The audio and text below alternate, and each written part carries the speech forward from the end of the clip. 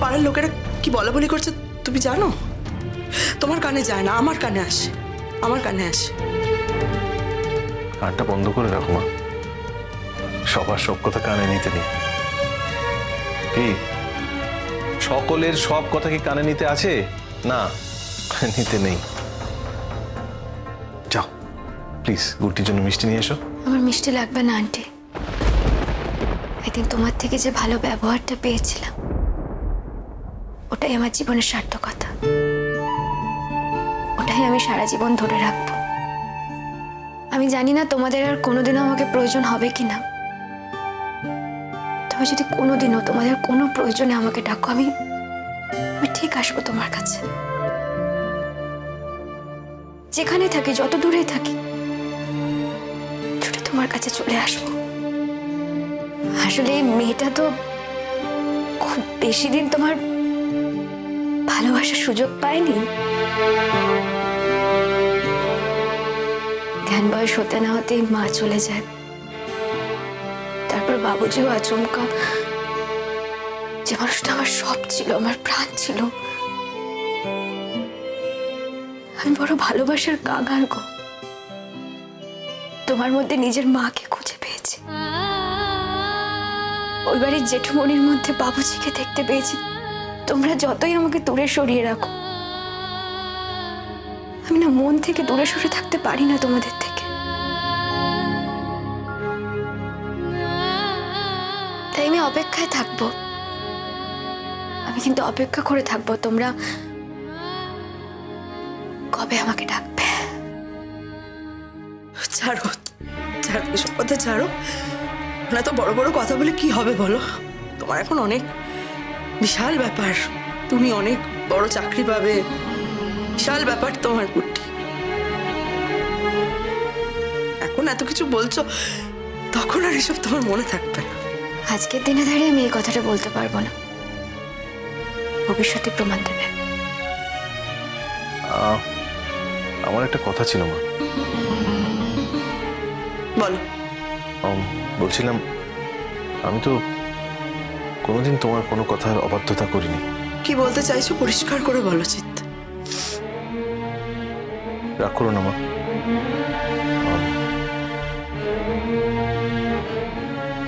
গুড্ডিকে আমি আজও একই রকম করে বিয়ে করতে চাই। গুড্ডি কি চায়? মা, গুড্ডি,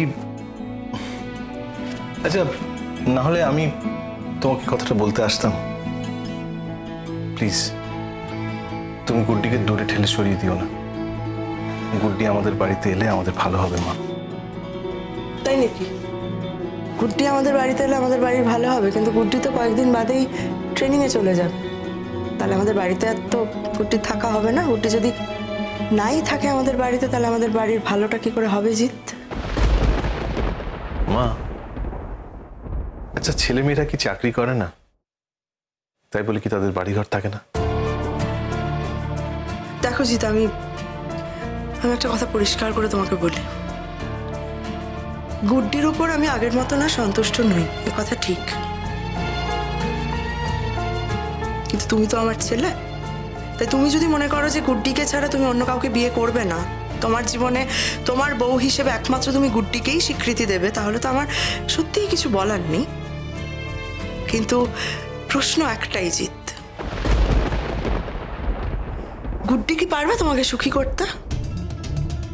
আমি গুড্ডিকে পেলেই সুখী হব মা। এর থেকে বড় সত্য আর আমার জীবনে কিছু নেই। বাকিটা তোমার। আমি তোমাকে যে প্রশ্নটা করলাম, এটা তার উত্তর হলো না জিৎ। গুড্ডি কি পারবে তোমাকে সুখী করতে? বললাম তো মা, গুড্ডি আমার কাছে এলেই আমি সুখী হব।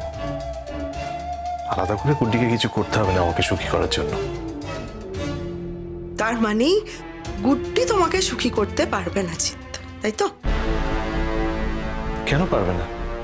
নিশ্চয়ই পারবে, নিশ্চয়ই ও পারবে মা। তুমি প্লিজ আপত্তি করো না। দেখো, গুড্ডির একটা পরিবার দরকার, কিছু ভালোবাসার মানুষ দরকার, গুড্ডির কিছু নিজের লোক দরকার। এই লাইফটাও ডিজার্ভ করে না মা। গুড্ডি এই লাইফটা ডিজার্ভ করে না বলে তুমি তোমার লাইফটা স্যাক্রিফাইস করতে চাইছো। আমি কাউকে স্যাক্রিফাইস করতে বলিনি আন্টি। আমি চাইও না আমার জন্য কেউ স্যাক্রিফাইস করুক। আপনি প্লিজ এই কথাগুলো আর বলবেন না। আপনি প্লিজ এই ব্যাপারে আর কোনো কথা বলবেন না। আমার প্রণাম করা হয়ে গেছে, এবার আমি হস্টেলে ফিরবো। গুড্ডি, তুমি বলেছিলে আমার মায়ের মত নেই এই বিয়েতে, কিন্তু আমার মা এখন মত দিয়েছে। এরপর তো আর তোমার আপত্তির কিছু থাকতে পারে না। আপনি অনেক ভালো মেয়ে পাবেন। আপনার মা তার মনের মতো মেয়ে দেখে আপনাকে তার সঙ্গে বিয়ে দেবেন। তুমি নিশ্চয়ই খুব ভালোভাবে বুঝতে পারছো গুড্ডি যে আমার মনের মতন কেউ হলেই সে যে জিতের মনের মতন হবে এমন পরিস্থিতি এখন আর নেই।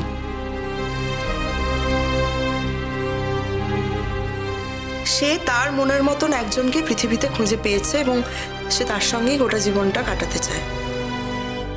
তাই অন্য কারোর মনের মতন কেউই আর জিতের মনের মতন হবে না। দেখো, আমার আর এ বিষয়ে সত্যি কিছু বলার নেই কুট্টি। শেষ পর্যন্ত তো আমি আর থাকবো না, তোমরাই দুজন থাকবে একসঙ্গে। আমি তোমাদের মা, আমি বয়োজ্যেষ্ঠ, অবশ্যই আমিই আগেই পৃথিবী থেকে চলে যাব। কিন্তু হ্যাঁ, মা হিসেবে এটা তো চাইবই যে আমার ছেলে যেন ভালো থাকে, আমার ছেলের যেন কখনো কেউ ক্ষতি না করে। তাই আজকেও আমি এটাই বলছি, জিৎ যেন সারা জীবন ভালো থাকে, কোনো দিন যেন জিতের কেউ ক্ষতি না করে। আচ্ছা, তুমি মিষ্টিটা আনবে না মা?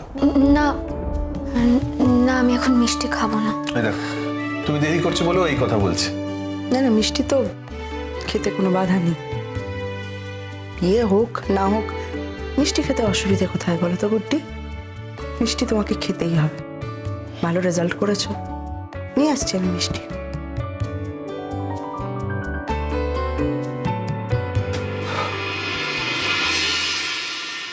অপ্রস্তুত করলাম? অভ্যাস হয়ে গেছে। তার মানে অপ্রস্তুত করলাম? অপ্রস্তুতের কি আছে? অপ্রস্তুত হয়েছে আমি দেখলাম, কিন্তু সত্যি অপ্রস্তুত হওয়ার কিছু নেই। আমার কথা ছিল মাকে কনভিন্স করানোর, আমি মাকে কনভিন্স করলাম। এরপর যদি তুমি না আসো, নাই আসতে পারো, কিন্তু একটা কথা আমার তোমায় বলা হয়নি। হ্যাঁ বলুন।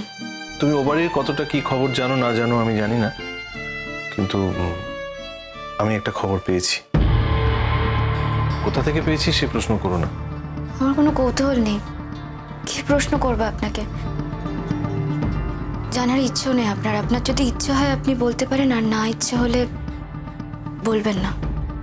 তোমাকে তো বলতেই হবে গুড্ডি। অনুজ চ্যাটার্জি ডিভোর্সের কথা বলছিল না হসপিটালে, বাড়ি যেতে না যেতে শিরিন জানিয়ে দিয়েছে যে ও প্রেগনেন্ট।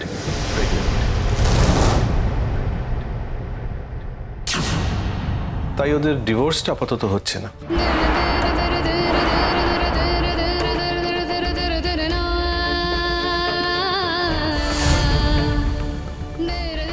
চমকাচ্ছ কেন?